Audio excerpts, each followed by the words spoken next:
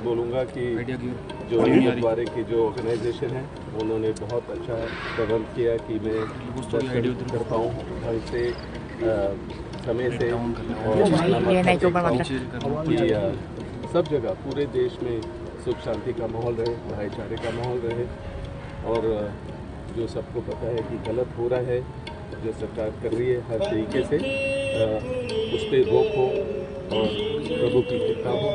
तो इसलिए मैं यहाँ आया हूँ। मेरा धार्मिक दौरा पूरे देश में होता है तो मैं यहाँ आया हूँ और मत्था टेका है और प्रार्थना की है कि जो राहुल और प्रियंका मेहनत कर रहे हैं वो सही हो और लोग जागरूक हो, जो देश की जनता है वो जागरूक हो, वो समझे राहुल की मेहनत को समझे और उन्होंने सबूत दिए हैं, हर चीज़ है वहाँ।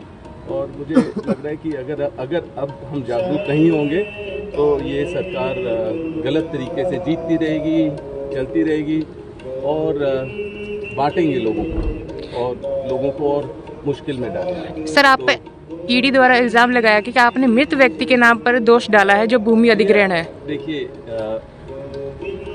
मैं 24 बारी गया हूँ ईडी के पास। जो ये पूछ रहे हैं ये 2008 20 साल पुराना है, 20 साल पुराना ये कहानी है, ठीक है।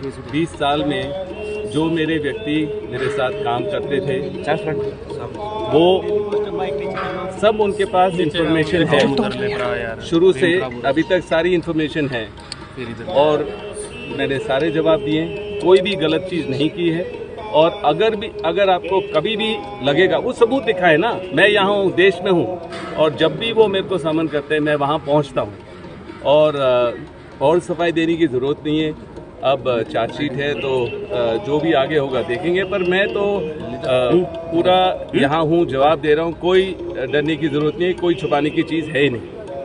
और साहब कल जिस तरीके से राहुल गांधी ने जो बिहार से मृत लोग घोषित कर दिए गए थे उनके साथ चाय पी है और क्लेम किया है कि अफकोर्स जो बोल रहे हैं वो सही है, सबूत है, सबूत के साथ वो जो भी बोल रहे हैं वो सबूत है उनके पास, वो बहुत क्लियरली उन्होंने प्रेस कॉन्फ्रेंस की और अब वो सामने डाल रहे हैं पूरे एक कंस्टिट्यूएंसी का जो भी उन्होंने कार्रवाई की, क्योंकि आप देख रहे हैं इलेक्शन कमीशन पूरी इन्फॉर्मेशन दे नहीं रही है, वो गलत तरीके अपना रहे हैं, वो प्रेशर में है।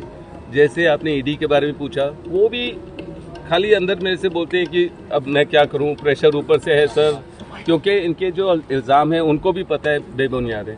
तो जो अगर जुडिशरी हो या मतलब कि इलेक्शन कमीशन हो या आपके जो ईडी और सारी ये जो संस्थाएं अगर इसको बीजेपी कंट्रोल करेगी तो सफाई कैसे मिलेगी, सफाई कैसे मिलेगी? ये मतलब 20 साल से चला आ रहा है ये सवाल, बकवास सवाल, और 12 साल से मेरे को मतलब जब से सरकार आई है बुलाते जा रहे हैं। सबको पता है, जो भी आपके यहाँ पंजाब में जब चन्नी जी थे वो उम्मीदवार थे, उनको भी परेशान किया, उनके परिवार को भी परेशान किया।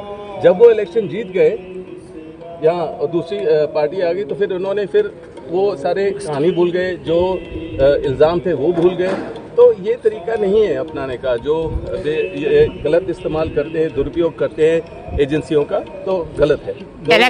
हाँ जी, इलेक्शन कमीशन कह रहा है कि सबूत जो है राहुल गांधी जी के पास या फिर प्रियंका गांधी जी के वो जमा कराएं और एक शपथ पत्र दें। ये पहले वो भी तो जवाब दें ना, किस तरीके की इलेक्शन हो रही है, जो कार्रवाई की है उसकी वो जवाब नहीं देना चाह रहे हैं। तो बस वो कहते हैं आप ओथ दीजिए।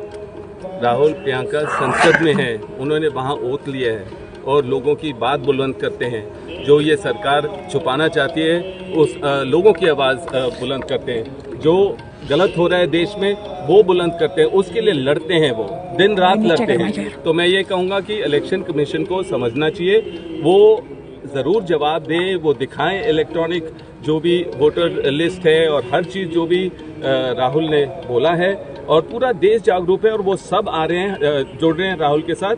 तो अब इलेक्शन कमीशन की जो बिलीफ है लोगों में कि वो कम होती जा रही है।